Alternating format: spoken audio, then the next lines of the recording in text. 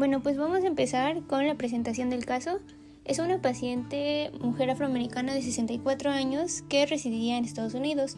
Ella presentaba un cuadro clínico complejo con múltiples comorbilidades, entre ellas insuficiencia renal crónica, diabetes tipo 2, insuficiencia cardíaca con disfunción del ventrículo izquierdo y obesidad.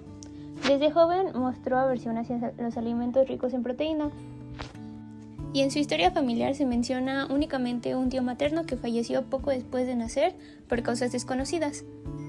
En cuanto a los hallazgos clínicos, la paciente presentó episodios recurrentes de vómito, dolor abdominal, confusión y somnolencia durante la etapa adulta. Algunos de estos episodios fueron tan graves que necesitó acudir a urgencias, donde se detectaron niveles elevados de amoníaco en sangre y aumento de las enzimas hepáticas ALT y AST. En los análisis de laboratorio se encontraron de igual forma niveles altos de ácido orótico y glutamato, además de niveles bajos de citrulina. Aunque no mostraba signos de deficiencia nutricional, su ingesta de proteínas era baja, entre 0.5 a 0.6 gramos por kilogramo de peso al día. Cuando la paciente llegaba con niveles altos de amonio, se utilizaba lactulosa para ayudar a reducirlos. El diagnóstico fue deficiencia de ornitina transcarbamilasa de inicio tardío. Se realizaron pruebas genéticas, pero no se identificaron mutaciones relevantes. Por ello, el diagnóstico se basó únicamente en hallazgos bioquímicos, como el ácido urótico elevado, citrulina baja y los episodios que tenía, junto con sus antecedentes clínicos y la aversión a las proteínas. En cuanto a su tratamiento, este fue supervisado por un genetista metabólico y un dietista y consistió en darle una dieta baja en proteínas junto con fenilbutirato de glicerol en dosis fraccionadas y L-citrulina para favorecer la eliminación del nitrógeno.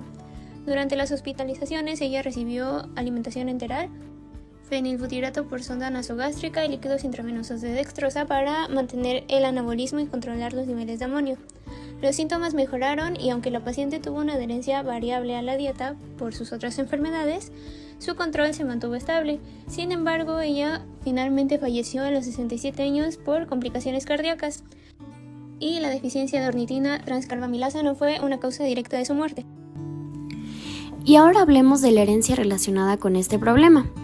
La deficiencia de ornitina transcarbamilasa, mejor conocida como OTCD, es una enfermedad genética ligada al cromosoma X, es decir, no es autosómico. Esto significa que el gen afectado está en el cromosoma X en la región XP21.1. En los hombres, que solo tienen un cromosoma X, la enfermedad se manifiesta con formas más graves, ya que no hay una copia sana del gen. En el caso de las mujeres que tienen dos cromosomas X, puede que una copia funcione bien, por lo que a veces son portadoras o presentan síntomas leves o tardíos debido a la inactivación desigual del X. El gen afectado es el OTC, el cual codifica la enzima ornitina transcarbamilasa que actúa dentro de las mitocondrias del hígado y en menor grado en las del intestino y los riñones. Su función principal es convertir la ornitina y el carbamoil fosfato en citrulina, una de las reacciones clave del ciclo de la urea, proceso que elimina el exceso de amonio del cuerpo. Existen más de 500 mutaciones conocidas en este gen. Es el trastorno más común del ciclo de la urea. Se estima que ocurre entre 1 en 14.000 y 1 en 80.000 nacimientos vivos dependiendo del país. Por ejemplo, en Finlandia es 1 entre 62.000, en Estados Unidos 1 entre 63.000, en Italia 1 entre 69.000 y en Japón 1 entre 80.000. Afecta a personas de todas las etnias, pero la frecuencia varía ligeramente por región. Puede pasar desapercibido en mujeres o en casos leves. Y ahora, en cuanto a la calidad de vida y sobrevida, las manifestaciones dependen de cuánto funciona la enzima. Hay formas severas, como las neonatales, que aparecen en los primeros días de vida como hiperamonemia grave, que puede causar daño neurológico o incluso la muerte si no se trata. Y también hay formas leves o de inicio tardío que pueden presentarse más adelante con síntomas como vómitos, confusión o alteraciones neurológicas leves. El tratamiento actual implica una dieta baja en proteínas, medicamentos secuestradores de amonio, suplementos de arginina o citrulina y en casos graves trasplante hepático, aunque requiere inmunosupresión de por vida. Y específicamente en la calidad de vida suele verse afectado por las restricciones dietéticas, los episodios de descompensación y el impacto neurológico. Se ha visto que muchos pacientes y familiares experimentan carga emocional y económica por la atención médica constante. Y en cuanto a la sobrevida, ha mejorado con los tratamientos actuales, pero los casos neonatales siguen teniendo una alta mortalidad. Los pacientes con formas más leves pueden vivir muchos años con un manejo adecuado. Ahora hablaremos sobre la información del metabolismo afectado. El ciclo de la urea es la principal vía afectada. Ocurre en los hepatocitos y es fundamental para eliminar el amonio de una forma no tóxica. El ciclo se inicia con la unión del amonio y el bicarbonato, que forman carbamoil-fosfato. Luego este se une con ornicarnitina mediante la enzima ornitina transcarbamilasa, formando citrulina, que continuará el ciclo hasta generar urea. Pero si hay una deficiencia de esta enzima, no se puede catalizar la síntesis de citrulina, por lo que el ciclo se interrumpe y se acumula el amonio y el carbamoil-fosfato, mientras disminuye la citrulina y los productos siguientes. El amonio acumulado causa hiperamonemia, una condición tóxica que puede atravesar la barrera hematoencefálica. Y en el cerebro, el exceso de amonio se convierte en glutamina, lo que altera el equilibrio osmótico e iónico, y los astrocitos se hinchan, provocando edema cerebral y disfunción neuronal, lo que explica los episodios de confusión y letargo que presentaba la paciente. Por otro lado, el carbamoil-fosfato en exceso se desvía hacia la síntesis de pirimidinas, produciendo ácido urótico urinario, el cual acidifica la orina. Esto, junto al exceso de amonio y glutamina, genera estrés tubular, contribuyendo al daño renal. En el hígado, la hiperamonemia altera el pH y la función mitocondrial, reduciendo la producción de ATP, por lo que el hígado recurre a vías alternativas como la síntesis de glutamina, lo que produce fatiga metabólica hepática y se refleja en un aumento de las enzimas hepáticas. En resumen, baja citrulina nos lleva a una menor producción de urea, por lo que se acumula el amonio, y por consecuencia hay una aversión a proteínas y vómitos.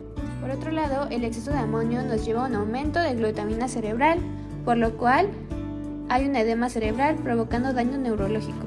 Y por último, el exceso de ácido urótico nos causa un desequilibrio ácido-base, por lo tanto hay un estrés tubular renal y eso favorece el daño renal. En cuanto al tratamiento, la paciente recibió una dieta baja en proteínas, junto con una terapia de captación de nitrógeno con el fenilbutirato de glicerol, que proporciona una vía alternativa para eliminar el exceso de amonio. Además, se suplementó con L-citrulina para mantener parcialmente el ciclo de la urea, y junto con aminoácidos esenciales para evitar desnutrición y deficiencia proteica debido a la dieta restringida. En conjunto, estas medidas ayudan a reducir la concentración de amonio, favorecer su eliminación y proteger órganos afectados. Ahora hablaremos sobre la terapia génica propuesta, la cual será una terapia con vectores adeno-asociados recombinantes. El fundamento es restaurar la función de la enzima ornitin transcarbamilasa introduciendo una copia funcional del gen OTC en los hepatocitos. Un vector adeno-asociado recombinante es un virus pequeño y no patógeno que va a contener un promotor hepático necesario para controlar su expresión, el gen OTC correcto y una secuencia de terminación.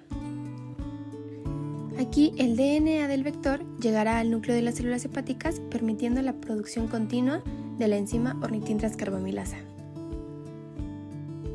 Hablando sobre las características de elegibilidad, la paciente cumple con criterios como el diagnóstico de deficiencia de ornitina transcarbamilasa y un hígado con suficiente capacidad funcional. Por otro lado, reduce su elegibilidad por las comorbilidades ya presentes como insuficiencia renal crónica, diabetes tipo 2, insuficiencia cardíaca y obesidad. También por su edad, ya que la mayoría de ensayos clínicos se realizan en niños y adultos jóvenes. Además, se necesitaría hacer una prueba serológica para medir anticuerpos contra el vector. Hablando de los efectos adversos de la terapia, es que puede haber anticuerpos existentes que impedirían la entrada del vector.